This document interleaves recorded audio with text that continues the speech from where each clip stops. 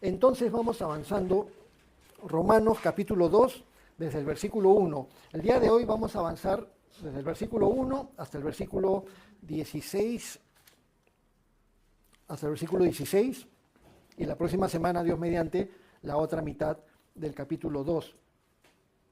Romanos 2:1 dice, por lo cual eres inexcusable, oh hombre, quien quiera que seas tú que juzgas, pues en lo que juzgas a otro, te condenas a ti mismo, porque tú que juzgas, haces lo mismo.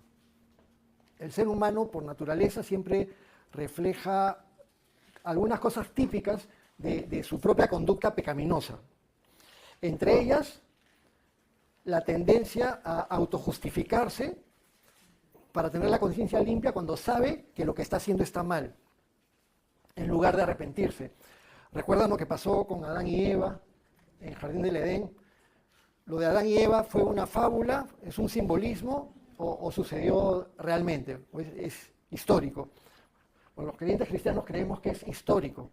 Y ya sabemos la historia, como Satanás en forma de serpiente engañó a Eva. Eva creyó el engaño de la serpiente, tomó el fruto, luego lo compartió con Adán. Adán no fue engañado por la serpiente, le hizo caso a su esposa, tomó el fruto y cayó en pecado. Y cuando Dios aparece en Huerto del Edén, como ellos se esconden y después se ponen hojitas para taparse. Y cuando Dios resondra o le llama la atención a Adán, Adán, ¿qué has hecho? Y Adán le dice, la mujer que tú me diste por esposa, ella me dio de comer y yo comí. Y entonces como que se estaba lavando las manos Adán, diciendo, la culpa al final es tuya, Dios, porque tú me diste esta esposa que me ha hecho caer en pecado. Y no aceptó su propia responsabilidad en lugar de arrepentirse y pedir perdón.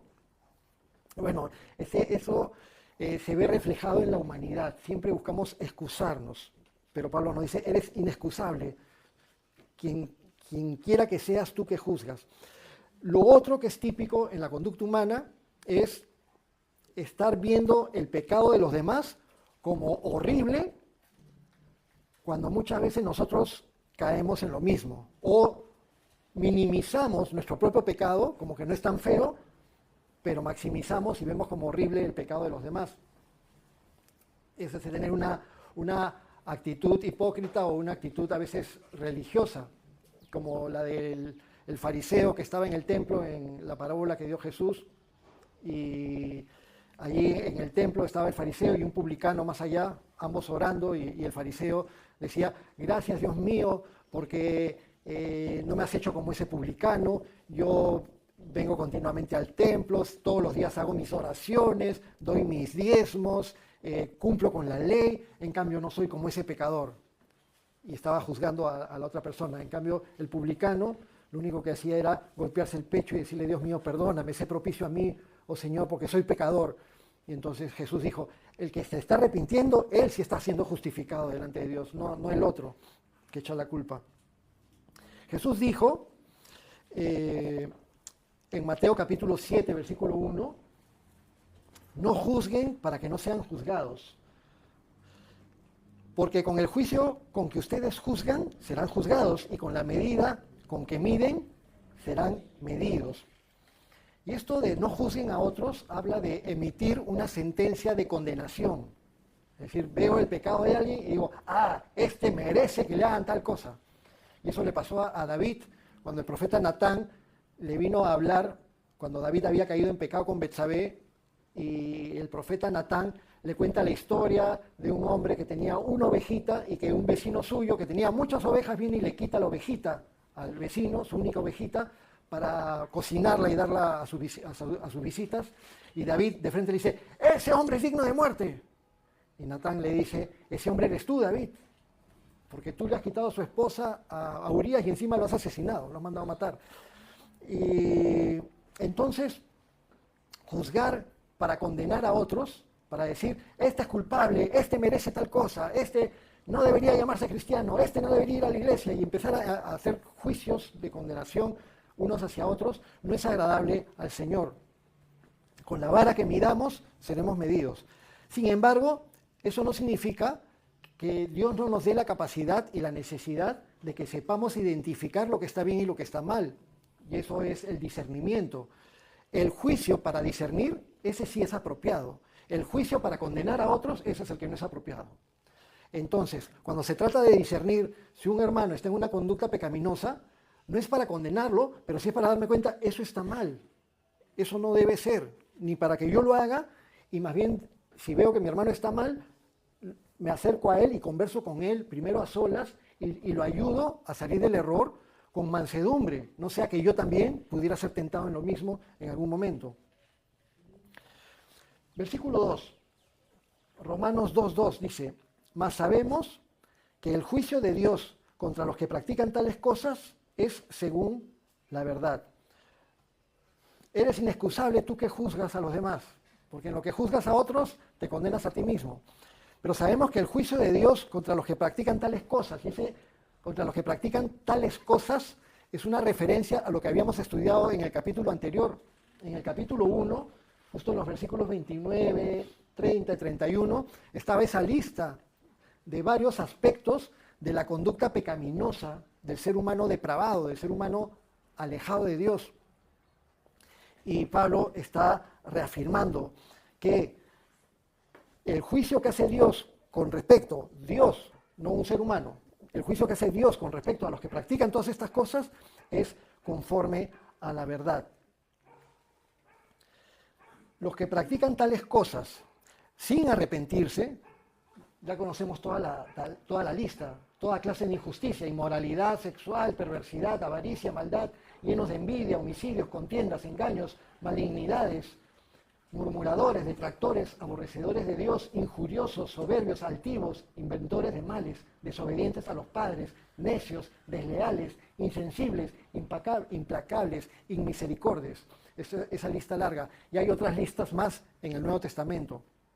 No es absolutamente todas las cosas malas o depravadas que puede tener un ser humano, pero es una buena muestra de la conducta pecaminosa. Los que practican tales cosas sin arrepentirse experimentarán el justo juicio de Dios, pero los que se arrepientan de verdad, y eso es lo que nos diferencia. Las personas que no conocen a Dios son pecadores, nosotros también somos pecadores, pero nosotros somos pecadores arrepentidos. Y el arrepentimiento y el decirle al Señor la verdad, soy pecador, Dios mío, perdóname, ayúdame para no continuar en lo mismo. Eso nos provee la salvación y la gracia y la obra del Espíritu Santo para caminar día a día con el Señor. El juicio de Dios contra los que practican tales cosas es según verdad, es de acuerdo a la verdad. La palabra de Dios es verdad, Jesucristo es la verdad, el Espíritu Santo es el Espíritu de verdad. Entonces, la sociedad humana pecaminosa no le gusta la verdad. Dense cuenta que cuando ustedes comparten las verdades bíblicas, a la gente le molesta. A la gente común y corriente no le gusta que se ponga en evidencia lo que está mal. Llaman bueno a lo malo y llaman malo a lo bueno.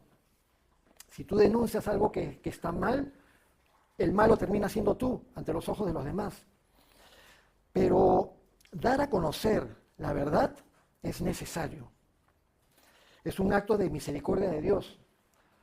Porque imagínate el típico ejemplo de las señales de tránsito en una carretera. En la carretera te avisan las señales si vienen las curvas, si hay un camino cerrado, si hay precipicio, todo está señalizado. ¿Te imaginas que a la vuelta de una curva muy cerrada, una curva ciega, la carretera estuviera rota, hubiera un precipicio y que no pusieran ninguna señal? Bueno, Dios pone una señal en su palabra, pero el enemigo cierra los ojos de los conductores para que no vean la señal.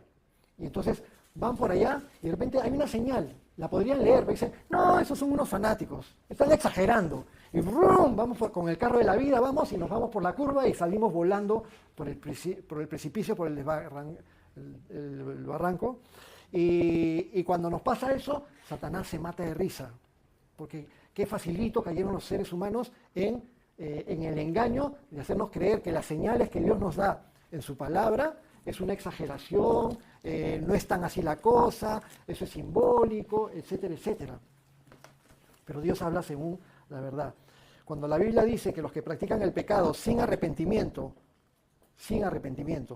no heredarán el reino de Dios, dice la verdad y es necesario decirlo, y es necesario enseñarlo, es necesario tomarlo en cuenta. Versículo 3. Gracias, Malú, está muy eficiente. Malú. Versículo 3. Y piensas esto, oh hombre, tú que juzgas a los que tal hacen y haces lo mismo, que tú escaparás del juicio de Dios.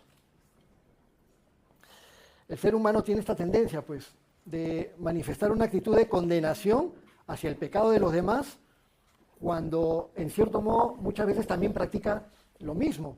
Y que, ¿cómo se llama cuando me horrorizo del pecado de los demás, pero no me horrorizo del mío propio? Y me muestro como que, ¡oh, qué mal, qué mal! Pero no digo qué mal cuando yo lo hago. Y es una actitud que ya cae en la hipocresía. Ya lo he dicho anteriormente, ¿no? Se pone como un ejemplo. Cuando uno señala a alguien con un dedo, tenemos 3 dedos que nos señalan a nosotros mismos. Nos volvemos más culpables. Un ejemplo típico es, por ejemplo, un político en el poder. Un político en el poder que utiliza todas sus artimañas y sus influencias para lograr negocios, para que ciertas empresas contraten con el Estado y hacen que gane la licitación una empresa con un determinado precio, con un determinado monto, pero ese monto incluye la comisión que le van a dar al político que entró en el negociado. Entonces, esa tajada que le dan al político es algo que podría abaratar el costo para que la obra saliera más barata del costo al gobierno, del costo al Estado y el costo de los impuestos. Pero sale más caro porque ahí está lo que cobra el político. Eso es un robo. No podemos decir que no sea un robo. Pero un político ve a un choro en la calle, ve a un ladrón, a un ratero en la calle y se horroriza. Dice, ¡qué horror! La delincuencia, ¡qué horror esto, qué horror lo otro! Entonces, cae a pelo la palabra de Dios. Tú que juzgas a los que tal hacen y haces lo mismo, ¿crees que vas a escapar del juicio de Dios? ¿Cómo nos podemos atrever a juzgarnos los unos a los otros si es que pecamos en lo mismo? Y hay que decírselo no solo a los políticos, sino al ser humano en general. No te engañes. Si no te arrepientes, el mismo juicio que caerá para los pecadores va a caer sobre las personas que no se arrepienten. Versículo 4. O menosprecias las riquezas de su benignidad, paciencia y longanimidad, ignorando que su benignidad te guía al arrepentimiento.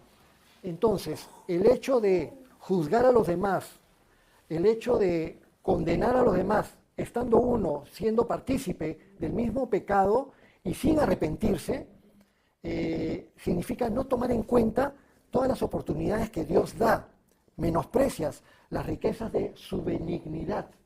Y nombra estas 3 palabras, ¿no? Benignidad, paciencia y longanimidad, en la versión Reina Valera. La palabra benignidad es la palabra griega Christotes, que significa ser moralmente útil para otros. Es decir, la tendencia a tener una bondad, pero que una bondad práctica, una bondad que beneficia a los demás. Y así es Dios continuamente. Estás menospreciando la riqueza de la benignidad de Dios, de lo bueno que Él es continuamente para con los demás. Estás menospreciando, si estás en pecado sin arrepentirte, estás menospreciando la paciencia de Dios.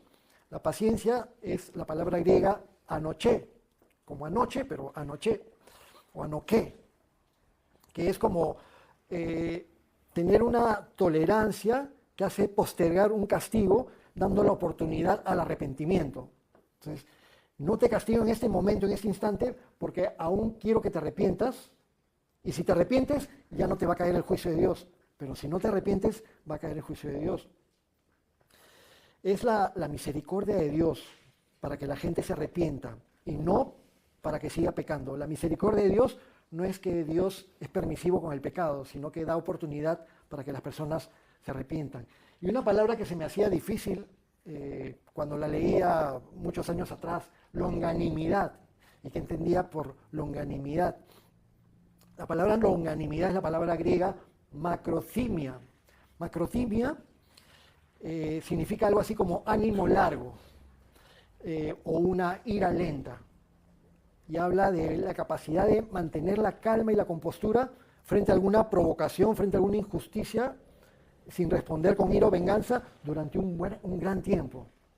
Entonces dice, Dios está siendo muy paciente, longánimo con nosotros, lento para la ira, bondadoso, y uno no se arrepiente de sus pecados y continúa en una actitud pecaminosa, sin arrepentimiento.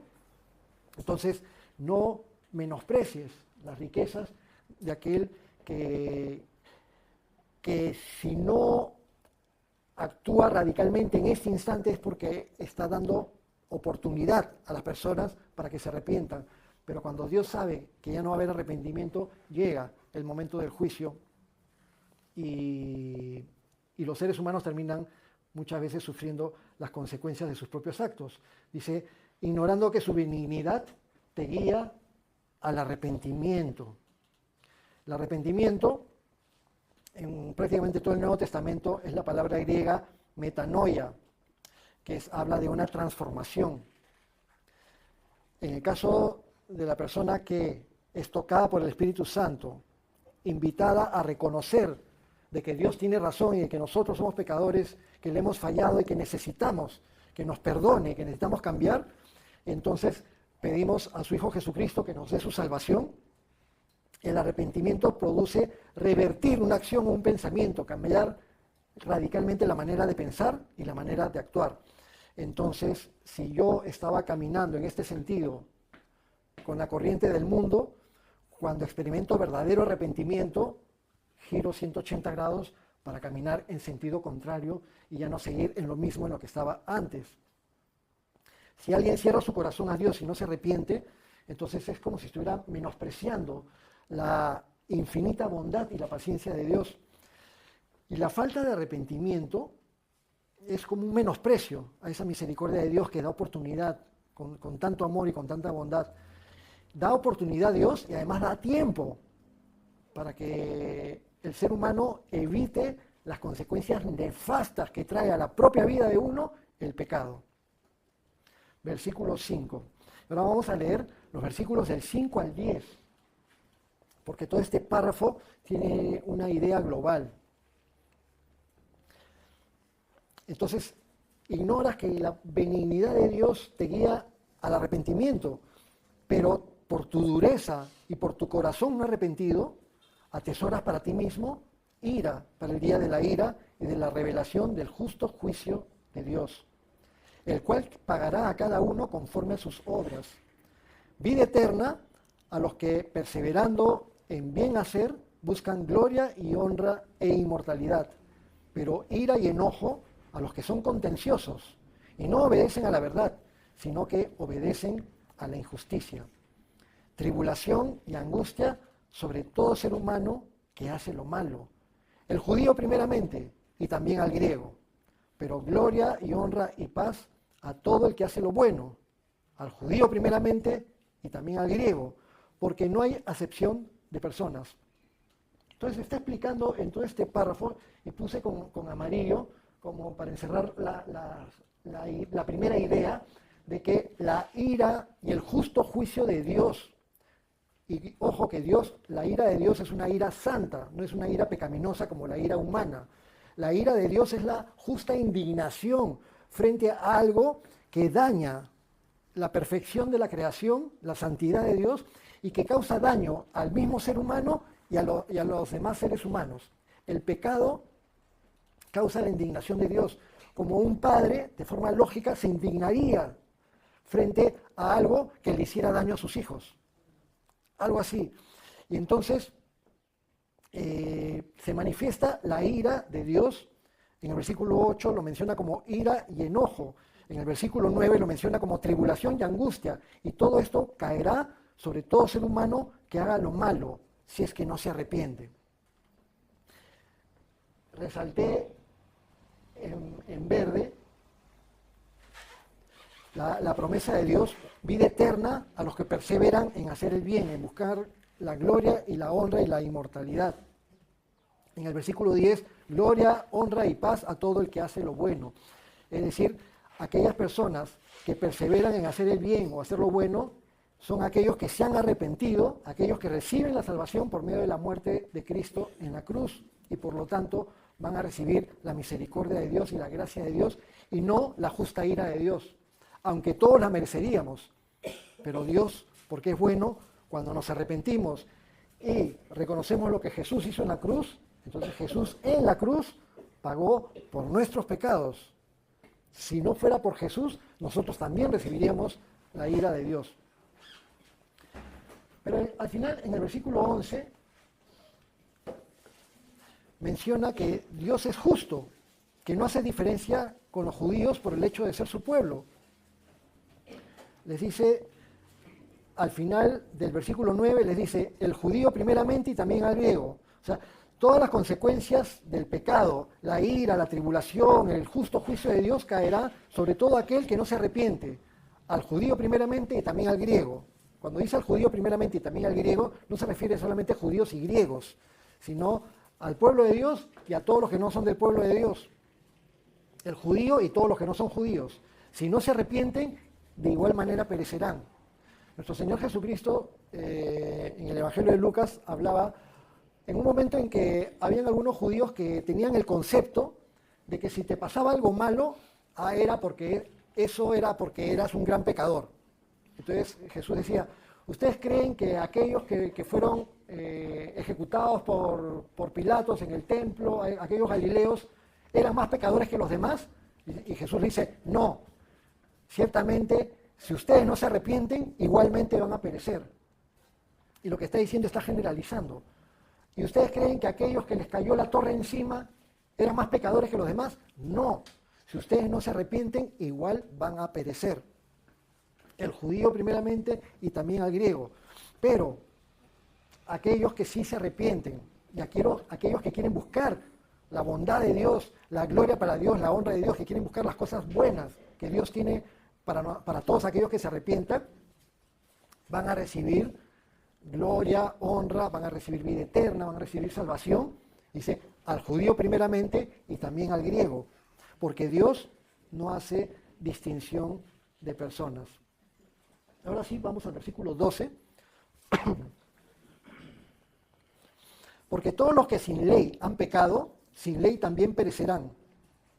Y todos los que bajo la ley han pecado, por la ley serán juzgados. Porque no son los oidores de la ley los justos ante Dios, sino los hacedores de la ley serán justificados. Juanjo, un vasito con agua, por favor. Los que permanecen en pecado sin arrepentimiento, ya sea un judío que tiene la ley, o sea un gentil griego o en general un no judío que no tiene la ley, igual van a pasar por el juicio final si es que no se han arrepentido. Gracias, Leisita.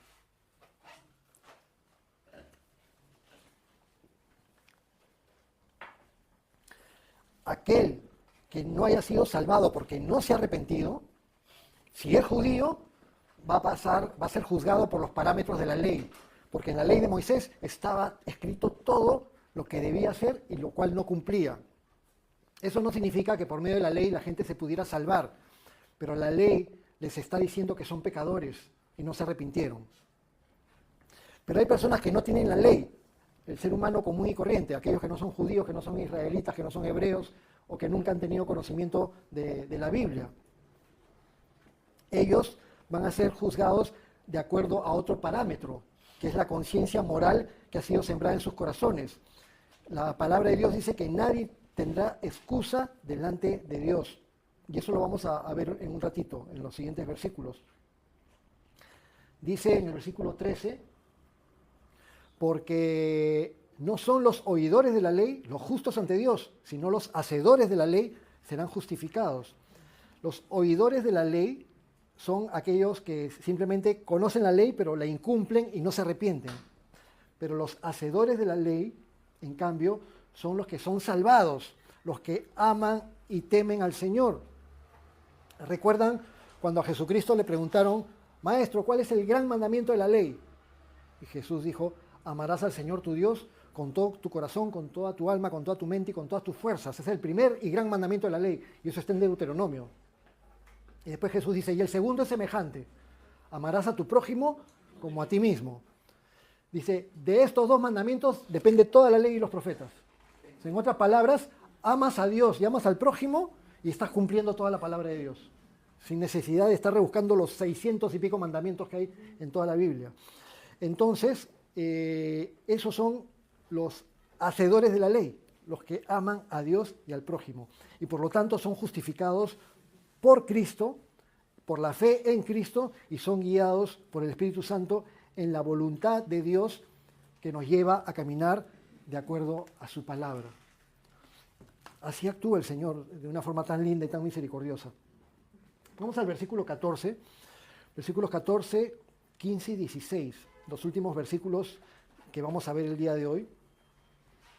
Porque cuando los gentiles, o sea, los que no son judíos, que no tienen ley, hacen por naturaleza lo que es la ley, estos, aunque no tengan la ley, son ley para sí mismos, mostrando la obra de la ley escrita en sus corazones, dando testimonio su conciencia y acusándoles o defendiéndoles sus razonamientos, en el día que Dios juzgará por Jesucristo los secretos de los hombres conforme a mi evangelio, dice Pablo.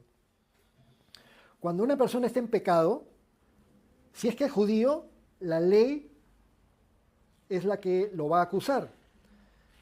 Pero cuando una persona no es judía, su conciencia es la que la va a juzgar. Y el Espíritu Santo es el que le dice tanto a uno, judío o no judío, que necesita arrepentirse. Los seres humanos en general, aunque no sean judíos y aunque no conozcan la ley de Moisés, todos tienen un sentido innato acerca de lo que está bien y de lo que está mal. Creo que todos tenemos claro que en cualquier sociedad alrededor del mundo, el ser humano entiende que matar es malo, que estafar es malo, que robar es malo. Y crean sus propios códigos morales, pero no son perfectos porque por el pecado está distorsionada la realidad con respecto a Dios. Y tienen un testimonio de Dios, como mencionó el capítulo 1, Pablo, porque viendo las cosas creadas saben que hay un creador, pero no honran al creador, sino que honran a las criaturas y caen así en depravación.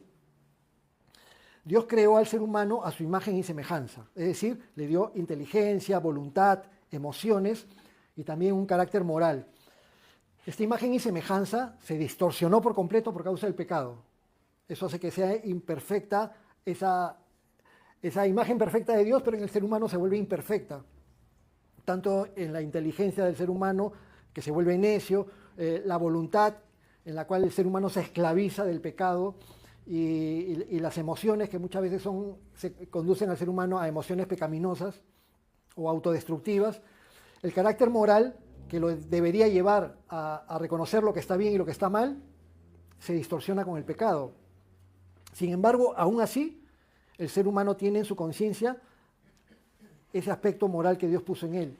Y esa conciencia va a ser la acusadora de aquellos que no son judíos, porque el judío va a ser acusado por la ley, el judío que no se arrepiente.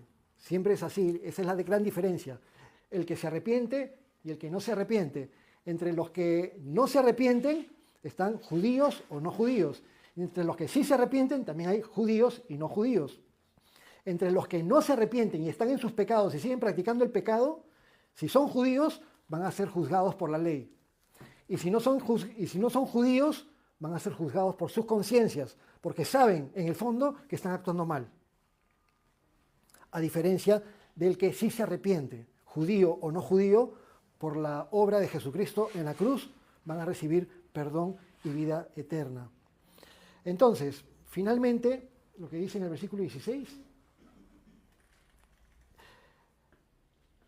el día va a llegar, el día en que Dios juzgará por Jesucristo los secretos de los hombres, conforme a mi evangelio. Así que todos los seres humanos que no se arrepientan van a pasar por el juicio final. En la Biblia, con respecto a los eventos finales o futuros, van a haber 3 juicios. En el Nuevo Testamento se habla acerca de 3 juicios.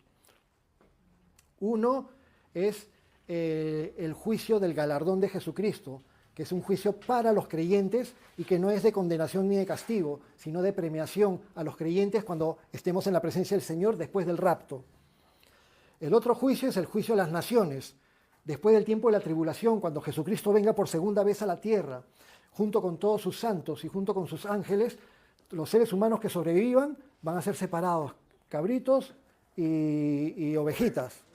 Y ese es el que es llamado el juicio a las naciones, que es mencionado en Mateo capítulo 25. Después va a venir el tiempo del milenio de Jesucristo, Jesús reinando acá en la tierra. Los demonios y Satanás van a estar encerrados en el abismo durante 1000 años. Al final de los 1000 años del reino de Jesucristo, donde se van a recuperar todas las condiciones paradisíacas de la tierra y donde el ser humano va a estar con Jesucristo personalmente reinando acá, y nosotros, los creyentes cristianos, vamos a estar sirviendo a Jesucristo, cogobernando con Él, encargados de la supervisión de todos los seres humanos que estén aquí sobre la tierra, repoblándola durante esos 1000 años. Cuando termine el milenio, Satanás va a volver a ser soltado por un poco de tiempo. Va a ser soltado y va a salir a engañar. Y va a haber una última gran revuelta en contra de Dios. Y los seres humanos, muchos seres humanos, no todos, van a ir a Jerusalén para manifestarse en contra del Cordero y en contra de la ciudad santa. Y la Biblia dice que en ese momento va a caer fuego del cielo simplemente y va a acabar con todos. Y de ahí empieza el tiempo del juicio final. En el juicio final los libros van a ser abiertos. La muerte, el Hades va a entregar a sus muertos, el mar va a entregar a sus muertos, todos van a comparecer ante el gran trono blanco. ¿Quiénes no van a comparecer ante el gran trono blanco? Aquellos que ya fueron salvados por Jesús en la cruz del Calvario. Porque el juicio que era para nosotros fue derramado sobre Jesucristo en la cruz.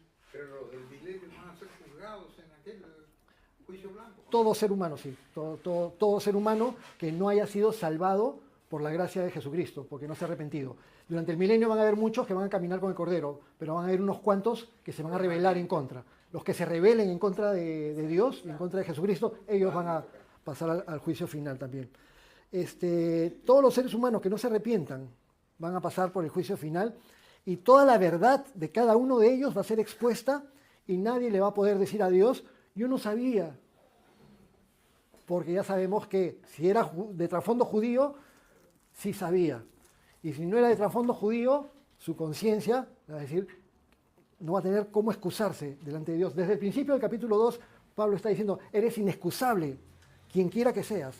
Así que aparentemente el panorama del juicio se ve terrible, pero el Evangelio, y es lo que Pablo dice, conforme a mi Evangelio, el Evangelio son buenas noticias, pero parecerían malas noticias, el juicio de Dios. Pero es el juicio de Dios hacia los que no se arrepienten. Pero para todos los que se arrepienten son las buenas noticias de Dios, las buenas noticias que Pablo predicó siempre. El ser humano tiene una preciosa luz de esperanza. Todos aquellos que tengan hambre y sed de justicia, todos los que se arrepientan de sus pecados y pongan su fe en la obra de Jesús, en la cruz, y reconozcan a Jesús como el Cristo, el Hijo del Dios viviente, van a vivir toda la eternidad junto a Cristo para la gloria de Dios Padre. Esa es ¿En la tierra? En la tierra durante el milenio. Ya, pero después. Después de la tierra y después del juicio nos vamos al estado eterno con el Señor, al reino de los cielos por toda la eternidad y a muchas cosas que ni nos imaginamos. Satán y el falso profeta. Todos ellos van a ser arrojados al lago de fuego y azufre En el juicio blanco. después del juicio final. Ahí es cuando oficialmente se estrenó el infierno con Satanás, aunque el falso profeta y el anticristo ya habían sido echados al infierno hacia el final de la tribulación, antes de empezar el milenio. Ahí realmente fue estrenado el infierno. Pero un anticipo del infierno es el Hades, el lugar de tormento que está actualmente en el corazón de la tierra. Bueno, como conclusión final, Dios va a juzgar con justicia a todos sin distinción. Y por el hecho de tener un mero conocimiento religioso de la ley, eso no garantiza la salvación de nadie. La palabra de Dios nos dice que no juzguemos para que no seamos juzgados y que con la vara que midamos seremos medidos. Pero no significa que no debamos tener discernimiento con respecto al pecado, para identificar lo que está mal, para no practicarlo y también para ayudarnos unos a otros.